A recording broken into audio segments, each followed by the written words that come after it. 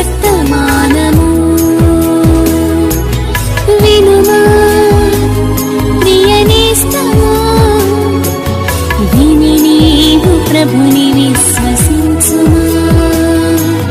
వినుమా ప్రియనేస్తమా, విని నీవు ప్రభుని విశ్వసించుమా.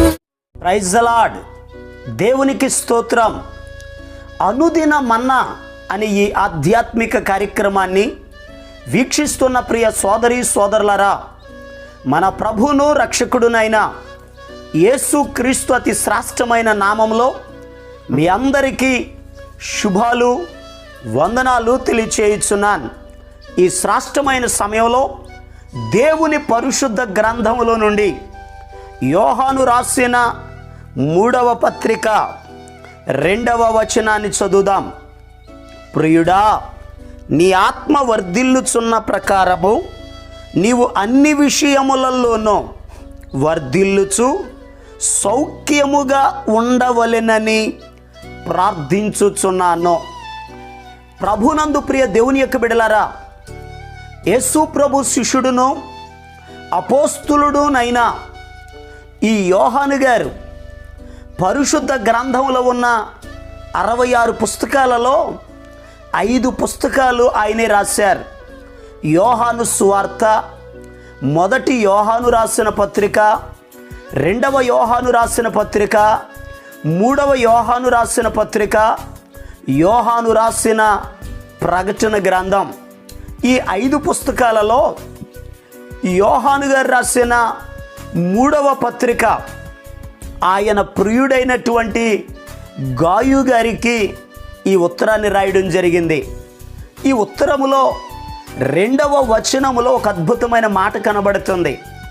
దైవజనుడైన యోహాను గారు గాయు కొరకు ప్రార్థన చేస్తూ ఉన్నారు.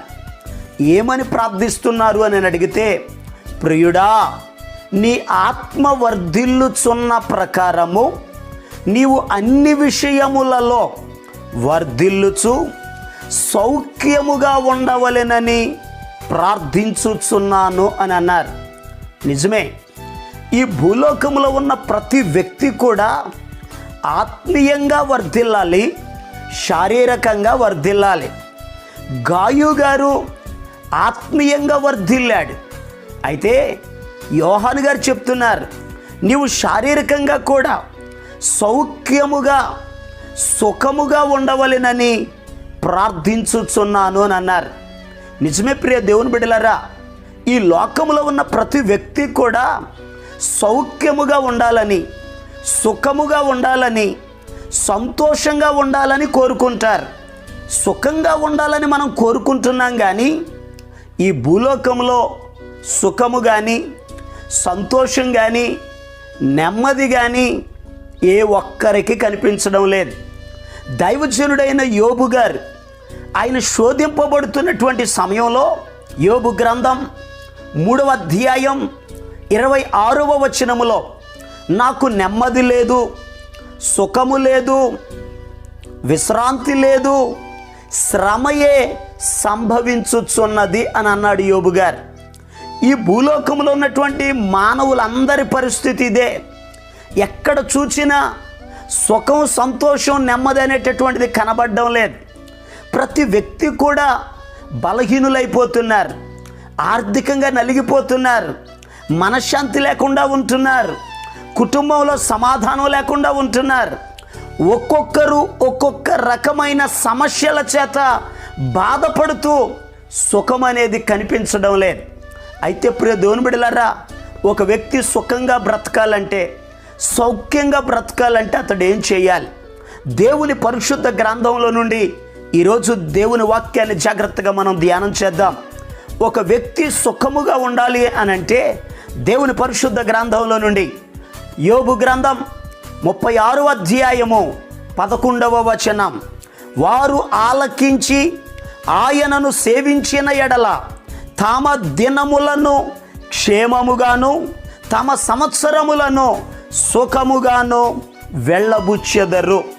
ప్రియ దేవుని బిడ్డలారా, చదవబడిన లేఖన భాగంలో దేవుడు ఒక వ్యక్తికి సుఖమును సౌఖ్యమును క్షేమమును కలుగ చేయాలి అని అంటే వాక్యంలో రాయబడిన మాట, వారు ఆలకించి ఆయనను సేవించిన ఎడల.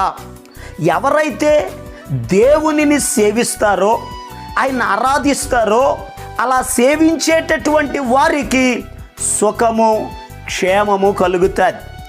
ఈ భూలోకంలో ఉన్న మానవులను దేవుడు ఎందుకు కలుగజేశాడు అని అడిగితే ఆయనను సేవించడానికే. మొదట దేవుడు దేవదూతలను కలుగజేశాడు. ఆరాధించవలసిన దేవదూతలు దేవుని మీద తిరుగుబాటు చేశాయి. అప్పుడు దేవుడు నా పోలిక చొప్పున నా స్వరూపమందు మానవుణ్ణి కలుగ చేస్తానని మానవుణ్ణి కలుగజేశాడు. ఈ మానవుడు చేయవలసిన పని ఏమిటని అడిగితే ప్రభువును సేవించాలి, ఆయనను మహిమపరచాలి, ఆయనను ఆరాధించాలి. అయితే ఆయనను సేవించే మనము ఏ రీతిగా సేవించాలి? పరిశుద్ధ గ్రంథంలో రాయబడి ఉంది.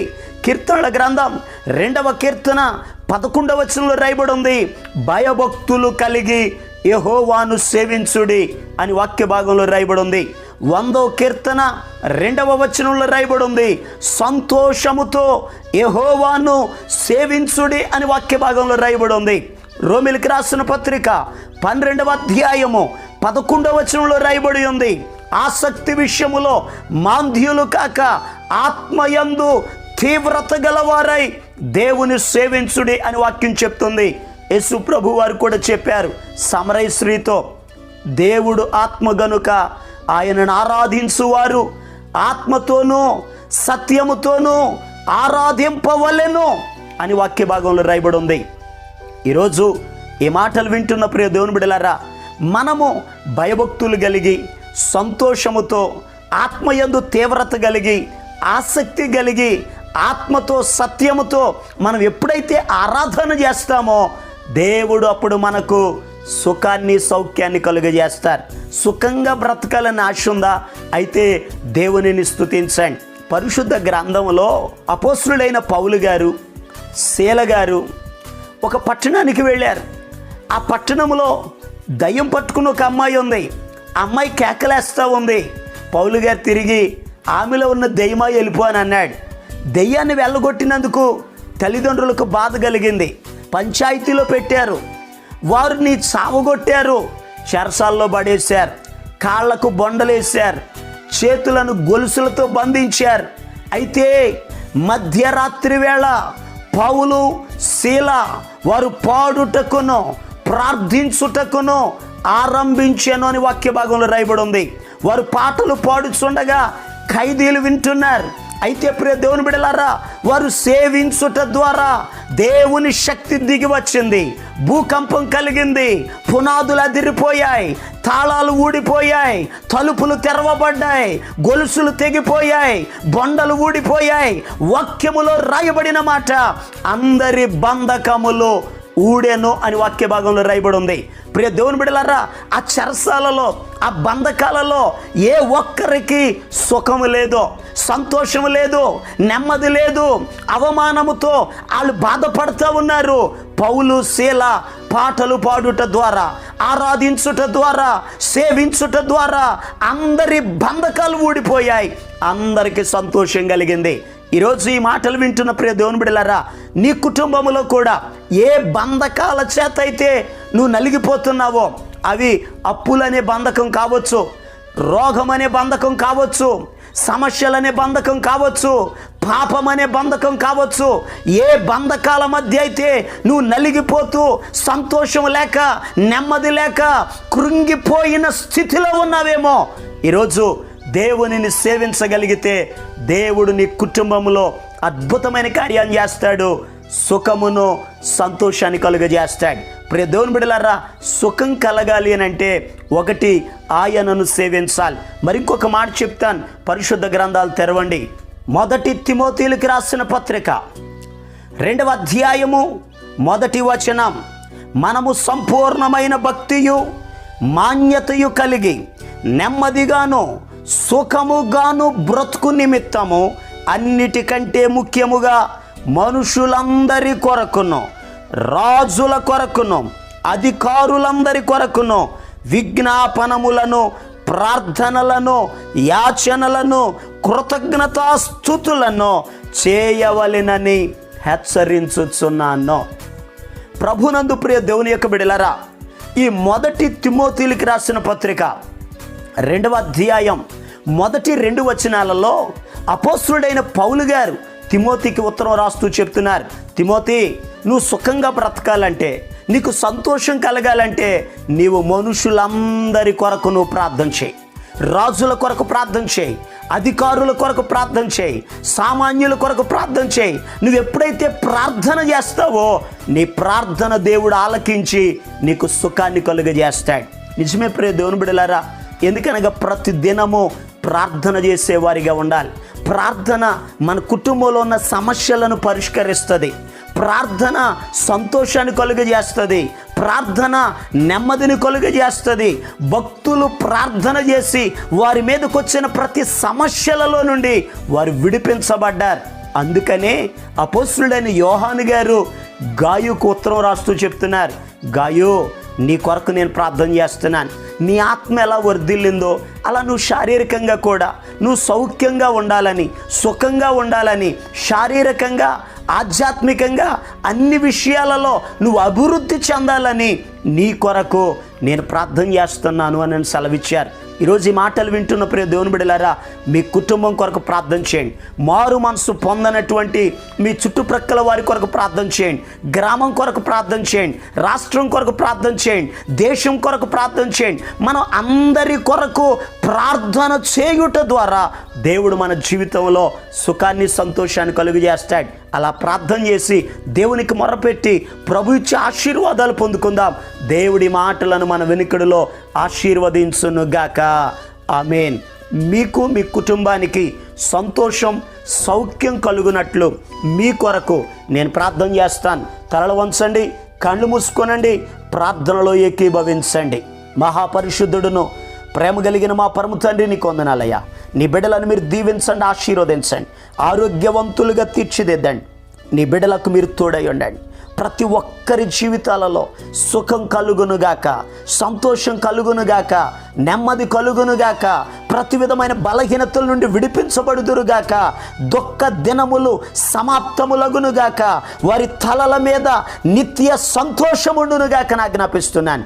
ఘనమైన నీ కార్యాలు జరిగించి మహిమ, ఘనత, ప్రభావాలు మీరు మాత్రమే పొందుకొనమని ఈ దినమంతయు కూడా నీ బిడ్డల పనులలో, ప్రయాణాలలో అయ్యా మీరు తోడై ఉండండి. క్షేమాన్ని దయచేయండి. సమస్త అవసరతలను మీరే తీర్చమని యేసు క్రీస్తు అతి పరిశుద్ధమైన నామం పేరట ప్రార్థన చేసి అడిగి పొందుకొని ఉన్నాము తండ్రి.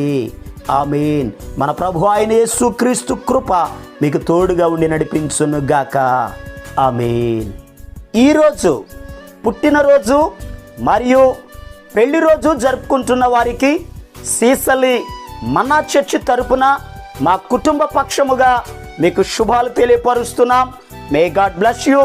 దేవుడు మీకు తోడుగా ఉండి మిమ్మల్ని ఆశీర్వదించునుగాక. దయచేసి గమనించండి, మీ కొరకును మీ కుటుంబం కొరకును దేవుడు మిమ్మలను అభివృద్ధి పరచాలని నిత్యము మేము ప్రార్థన చేస్తున్నాం. ఏమైనా ప్రార్థన అవసరతలు ఉన్న యెడల ఈ స్క్రీన్ మీద కనబడుతున్న నెంబర్కి ఫోన్ చేసి తెలియపరచండి. ప్రియ దేవుని బిడ్డలారా, అనుదిన మన్నా అనే ఈ వర్తమానాలు మీ స్నేహితులకు, మీ బంధువులకు కూడా షేర్ చేయండి. మన్నా చర్చ్ సీసలి అనే ఈ యూట్యూబ్ ఛానల్ను సబ్స్క్రైబ్ చేయండి. అందరికీ వందనాలు. ప్రార్థనా శక్తి నాకు కావాలయా, నీ పరలోక అభిషేకం కావాలయా, యేసయ్యా కావాలయ్యా, నీ ఆత్మ అభిషేకం కావాలయ్యా, యేసయ్యా కావాలయ్యా, నీ ఆత్మ అభిషేకం కావాలయ్యా.